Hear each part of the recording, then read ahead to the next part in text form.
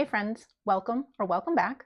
My name is Shannon and I enjoy talking about books and reading. Today I'm going to talk about a couple of books that I've just recently finished, and then maybe I'll also go over a couple of books that I have on the go that I'm still trying to get through. The first book that I finished is The Wedding People by Alison Esbach.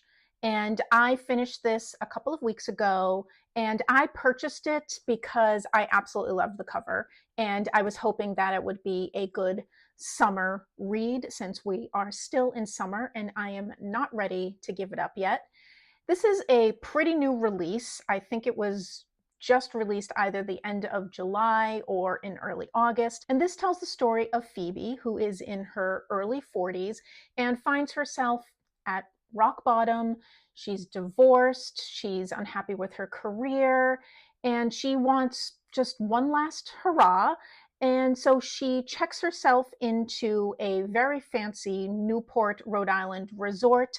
She arrives with no luggage. She's wearing a slinky, fancy green dress with some gold heels. And the only problem is that the hotel is fully booked for a week-long wedding, and the hotel is full of wedding guests. Phoebe's reservation was accidentally taken. She technically shouldn't be there. The bride has planned for any and every contingency, anything that can go wrong for her wedding, except for Phoebe and Phoebe's plan. Phoebe is then sucked into the wedding and into the lives of these wedding people and starts to have a new outlook on her life and even makes a romantic connection with someone. This may seem like a funny, light rom-com, but it really isn't. The humor is more wry with some dark undertones. And so I do recommend that you check the trigger warnings before you actually read this book. I did enjoy the commentary on big, huge, expensive week-long weddings, those destination weddings where you spend the entire week doing activities and hanging with the people. And yes, that all does sound really fun. I've been to a couple of those, but sometimes they can seem a bit ridiculous. And the absurdity of the wedding here does give some much needed levity to the dark undertones that we're finding here in the story. The friendship between Phoebe and the bride was interesting. We have a pretty significant age gap between Phoebe and the bride. Phoebe is in her early 40s and the bride is in her late 20s. In addition to the age gap, we also have a privilege gap. The bride is wealthy and very privileged and somewhat spoiled, whereas Phoebe kind of lives in the real world, but they do strike up a very odd friendship. So it is interesting to see that friendship grow here in the story. We do get the background on Phoebe's life and what led her to Rhode Island, how she ended up in her situation, and we watch as her interaction with the bride and other wedding people and how it changes her outlook on her life and her current situation. Funny enough, Phoebe is actually an academic whose research is into marriage plots in British literature. So it's kind of funny that she finds herself at this major wedding with a marriage plot afoot. And those of us who have read Jane Eyre will appreciate a lot of the references to Jane Eyre and her marriage to Rochester in this book. One of the things that I did like about this is that Phoebe is in her 40s. I like how many books that are coming out these days with older women. And I say older women because I'm in my mid-40s and I don't consider myself older, but I'm sure many people do. Let's just say I am definitely not in my 20s anymore. So I do appreciate the fact that I am finding lots of books with protagonists that are in my current stage of life. I didn't love the story, but I did really enjoy it. It's not going to be on my top 10 books that I've read in 2024, but I did like it enough where I read it in a day and a half. It really was enjoyable. And I do think at some point I will reread it to maybe get a little bit more out of it and maybe understand things that I wasn't picking up. You've got commentary and themes on friendship and relationships and love and how things change as you get older, and how, you know, certain things that you thought your life was going to be are just not. And, you know, how do you navigate that? So I think upon a second read, I might get more out of it. But, you know, for what it was, a quirky, funny story about wedding people, and I do recommend it. Next, I read The Husbands by Holly Gramazio. I actually wasn't intending to read this book, but apparently I had put it on hold at my library many, many months ago. And I was actually surprised when I got the email saying that my hold was ready.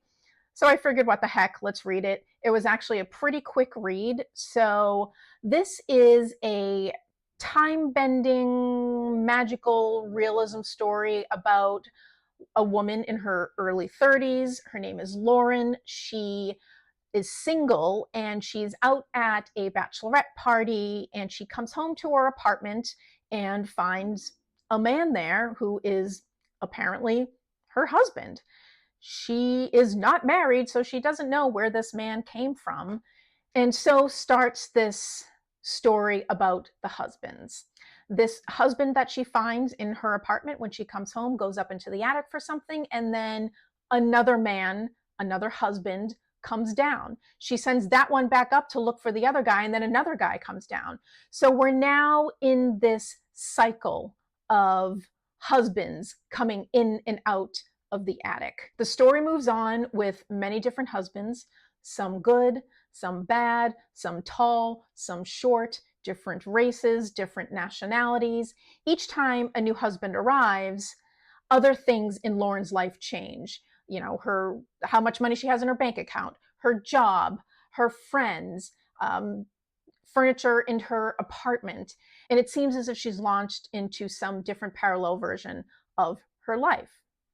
Now, Lauren will get rid of a husband when she gets bored, or she doesn't actually enjoy the life that she has with this person, or if that person just does really weird things. It's as if the attic is like Tinder.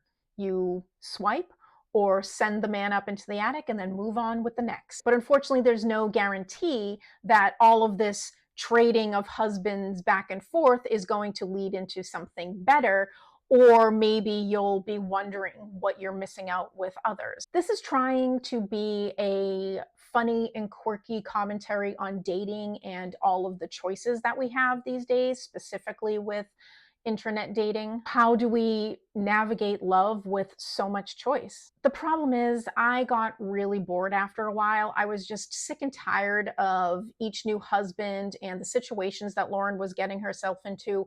Some were absolutely ridiculous. Some were actually dangerous. It was funny at first, but I think it probably could have been shortened a little. The book was ridiculously long, and it did not need, you know, 400 pages, 500 pages, whatever it was, on all of this husband switching. At some point, I just wanted it to stop and then just have a resolution. Whether the resolution is she stays with one guy, or the resolution is she stays single, just some sort of, you know, resolution where, you know, it goes back to reality, and, you know, we end up with some, you know, some funny little end of sitcom, ha ha ha, I learned my lesson type thing. Well, we didn't exactly get that. The ending I did not particularly like. I have a feeling it's probably going to be polarizing, and without any spoilers, if you've read this, let me know what you think of the ending.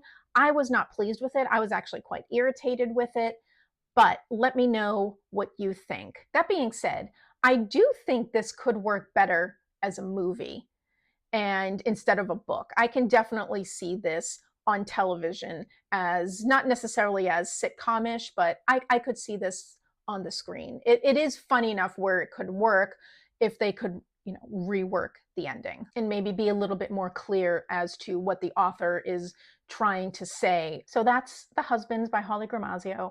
Unfortunately, I didn't enjoy it as much as I had hoped. I just didn't seem to get much out of it.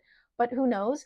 If you have read it and you've enjoyed it, let me know. I'd like to hear your thoughts on it, and let me know what I've missed. This next book is actually a DNF, and that is Sociopath by Patric Gagne. I listened to this on audio, and this is a memoir of Gagne's life as a diagnosed sociopath. This book is meant to shed light on her struggle with this diagnosis and her journey in trying to gain some clarity and shed some light on people who do have sociopathy. Not everybody who has sociopathy is a criminal or a serial killer. Gagne doesn't feel certain emotions such as fear or guilt or empathy the way most people do. And so as a child, she started to try and pretend, and the pressure was so difficult that she ended up stealing and lying, was occasionally violent. She would break into homes, and all of this was to replace the nothingness that she felt with something. I actually DNF'd this audiobook after 2 hours. I was just actually bored. Gagne goes into painstaking detail on her childhood, which is very important. I'm sure that's how she was trying to figure out what was happening to her. And she would just go into great length of all of the things that she did or didn't do or was feeling. But after 2 hours, we were still in her middle school years, and I was just done. I just wanted to move it along. Let's get to where, we're learning a little bit more about the disease. And, having that childhood information is very important, but I just wanted a little bit more, which may have happened later on, but I was already 2 hours in and I was bored. So I decided to give up on it. If you've read it and finished it, let me know what you think.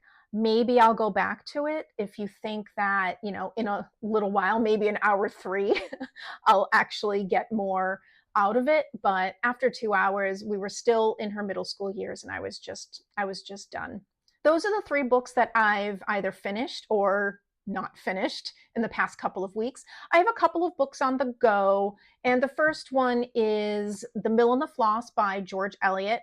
I've signed up for another literature course that's starting up next month, and we'll be reading female Victorian writers, so George Eliot, Elizabeth Gaskell, and a couple others. And this is the first book that I think we're going to cover. This is actually a reread for me. I've read The Mill and the Floss many years ago, and I had forgotten how funny George Eliot is. I just completely had forgotten. This tells the story of Maggie Tulliver, who is a very passionate and precocious child, which is always getting her into trouble with her family, with her brother Tom, who she adores very, very much, and she just wants to be the best sister possible to Tom. And as she grows up, this gets her into trouble with society as well. And so this is a story about Maggie's journey through Victorian Britain, trying to be a very intelligent and passionate woman at a time where people just did not think that women were allowed to have any type of intelligence or passion. So I'm about halfway through, and I'm enjoying it the second time around. I really did forget a lot of the story because I read it like 20 years ago, and I was pleasantly surprised to remember that George Eliot is funny. This is not a happy story. There's not going to be any happy ending here, but at least we have a little bit of levity with George Eliot's excellent, excellent writing. I've also picked up About Grace by Anthony Doerr. Anthony Doerr is the writer of All the Light We Cannot See, and I'm only a couple of chapters in, and from what I've gathered, this man, David Winkler, has a special ability where he's able to see a little bit of the future, and because of this ability of premonition, he has a premonition that his daughter is going to die. And so this is his journey trying to escape that premonition and try to protect his family and hope that this premonition doesn't come true. I'm only a couple of chapters in. So far, the story is interesting, but I just haven't had a desire to really pick it back up because I'm sure it's going to be a sad story, and I'm already going to be sad with Maggie Tulliver. So do I want to be sad with David Winkler as well. So I'm not sure how much I'm going to be picking this up in the next month while I'm also reading The Mill on the Floss. So we'll see how that goes. So that is all I have for you today. Thank you so much for joining, and have a great day. Bye.